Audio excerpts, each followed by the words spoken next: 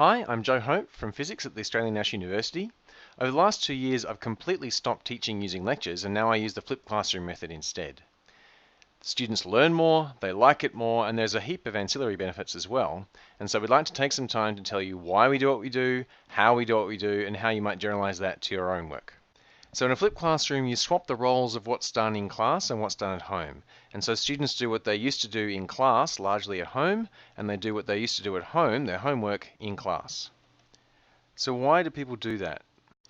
The first and main reason is efficiency. So the majority of time that you spend in a classroom when you're giving exposition is of course wasted because there are people who are understanding you and could go much faster, and there are people who are not understanding you and need more explanation and more time.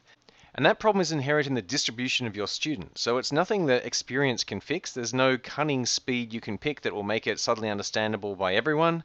There's just simply more to do for some students on a given topic than others. And so when you have a broad distribution of students, they really do need to spend a broad distribution of times on that topic. And the best way to have a broad distribution of time spent on a topic is not to get everyone together in the same room, but to allow them to follow self-paced learning.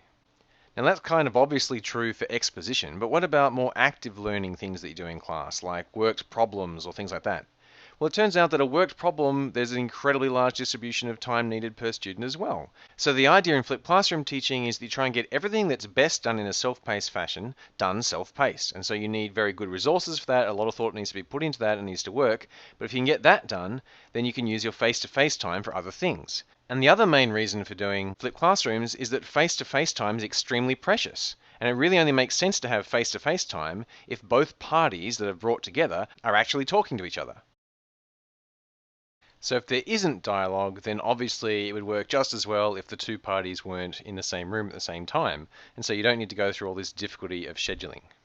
Now there are a lot of different ways to implement a flipped classroom approach, and the majority of them in the past, the work done at home or that self-paced learning, has been done through tools like a textbook. And in fact, getting your students to read the textbook has been one of the goals of educators since textbooks were invented.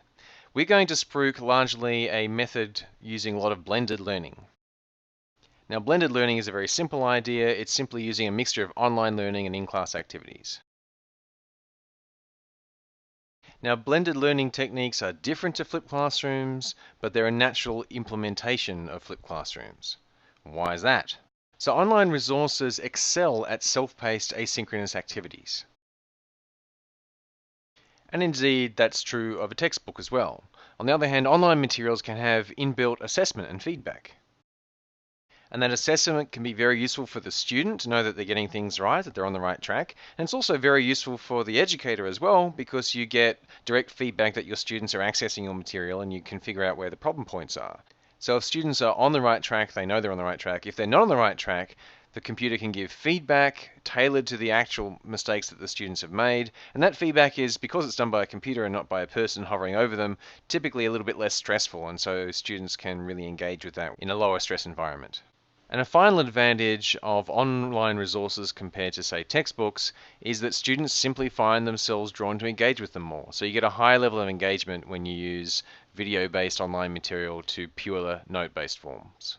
Now together that sounds like an ad for doing everything online. Of course, the in-class activities are a very important part of blended learning. You can do strictly better with something that's online and in class than something that's just online. And there are lots of in-class activities that are really important to do.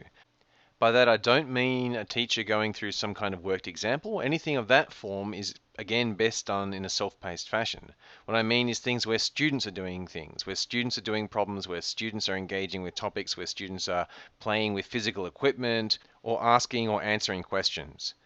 There are many exercises you can do in a class where you don't have to cover basic material that you can't do in another class because you have less constraints. You can do real-world, context-rich, authentic exercises where students can really engage with the material that you're trying to present in a way that connects with the rest of their lives.